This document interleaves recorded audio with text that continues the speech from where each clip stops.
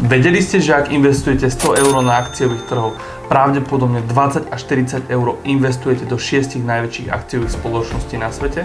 Mnoho investorov ani nevie, kde im dané peniaze odchádzajú.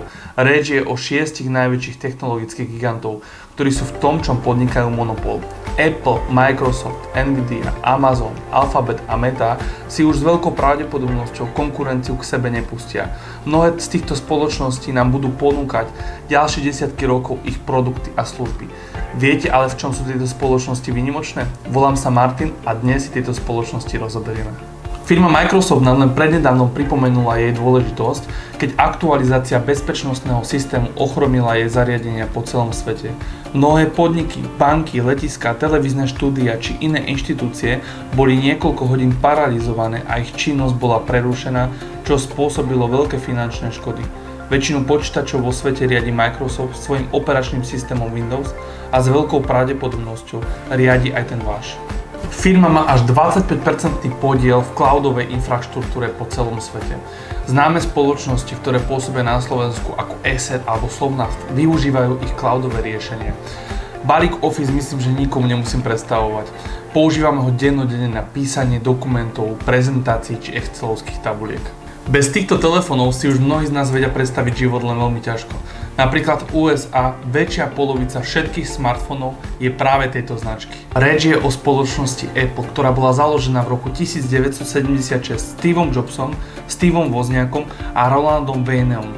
Ten sa však po 12 dňoch fungovania firmy rozhodol predať svoj podiel, čo ho dodnes musí určite mrzieť. Apple predáva skvelé produkty, ako sú MacBook, Apple Watch, iPad, iPhone, slúchadka AirPod alebo Apple TV.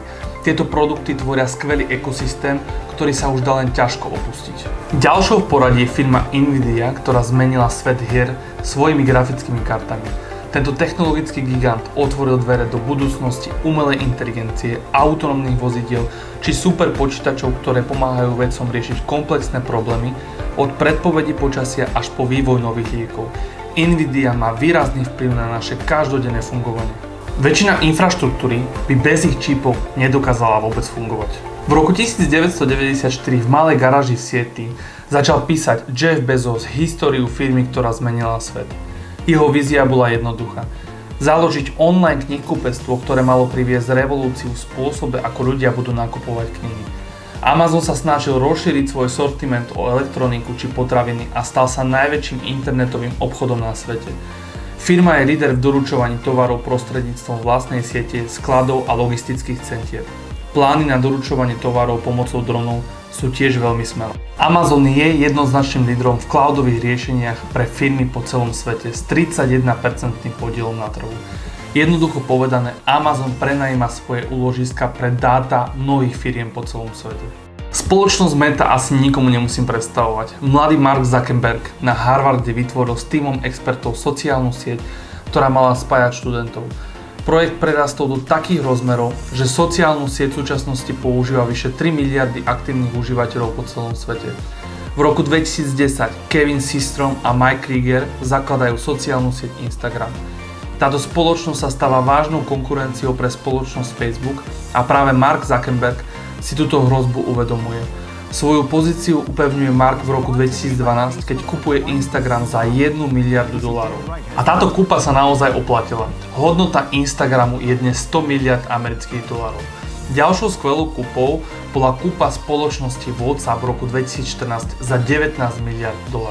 Spoločnosť Facebook sa v roku 2021 premenovala na Meta Platforms, čo má odzrkadľovať zameranie spoločnosti na vývoj virtuálneho sveta, kde sa môžu ľudia hrať, komunikovať a pracovať. Poslednú spoločnosť, ktorú si dnes predstavíme a má v mojom akciovom portfóliu najväčšie zastúpenie, je spoločnosť Alphabet.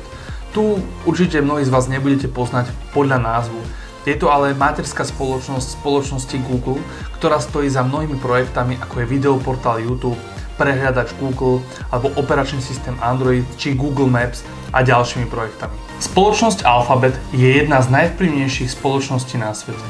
Firma sa angažuje aj v oblasti autonómnych vozidiel či v zdravotníctve, kde ich odvážnym cieľom je nájsť spôsoby, ako spomaliť proces starnutia a predĺžiť ľudský život. Alphabet sa zameriava aj na oblasť umelej inteligencie, kde vyvíja jazykový model chatbota Google Gemini. Tento chatbot s vami dokáže komunikovať, odpovedať vám na otázky alebo vám pomáha vyriešiť mnohé úlohy. Firma Google je dynamická a inovatívna firma, ktorá posúva hranice toho, čo je vôbec možné.